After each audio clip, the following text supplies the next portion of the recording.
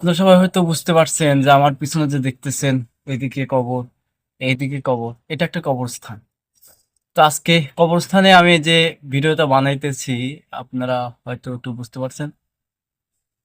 গত কয়েকদিন ধরে সোশ্যাল মিডিয়াতে একটা ভিডিও ভাইরাল হয়েছে। সেটা হলো একই জায়গায় একদিকে বিয়ের ধুমধাম প্রোগ্রাম চলছে, অন্যদিকে মৃত এক নিথর দেহ পড়ে আছে যার দিকে কেউ খেয়াল রাখছে না।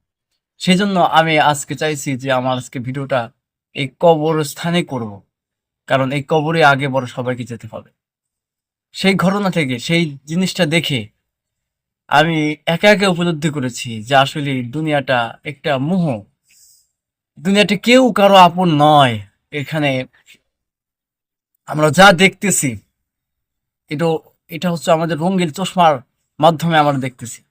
এত ভালোবাসা এটা সব মিথ্যা ভালোবাসা, ধোঁকা, প্রতারণার একটা জায়গা। আপনার প্রয়োজন যতদিন থাকবে ততদিন আপনাকে সারা পৃথিবী মূল্যায়ন করবে।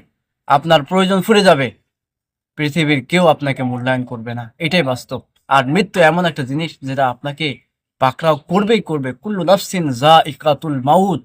এই মৃত্যুর কবল থেকে কেউ বাঁচতে পারবে না। এর পেয়ালা সবাইকে পান করতেই হবে। মৃত্যু এমন বাস্তব যে আপনার নামটাই পরিবর্তন হয়ে যাবে।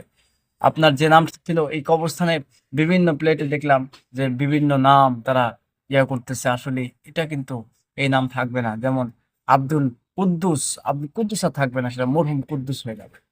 তো সেই জন্য ভাই, এবং আপনার যে দামি পোশাক এই পোশাকগুলো কিন্তু থাকবে না।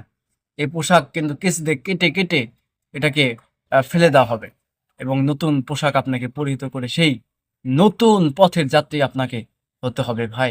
সেজন্য দুনিয়া একটা বড় জিনিস নয়। এই বন্ধু বান্ধব যারা আপনাকে এত সময় দিত, খেলাধুলা থেকে শুরু করে রাত্রি যাপন পর্যন্ত বিভিন্ন সময় আপনাকে সময় দিত, সেই বন্ধুগুলো আপনার বন্ধু থাকবে না। সেই বন্ধু তারাই বলবে, আত্মীয় স্বজন, বাবা মা, ভাই বোন তারাই বলবে যে একে তাড়াতাড়ি করে এখান থেকে সরিয়ে দাও।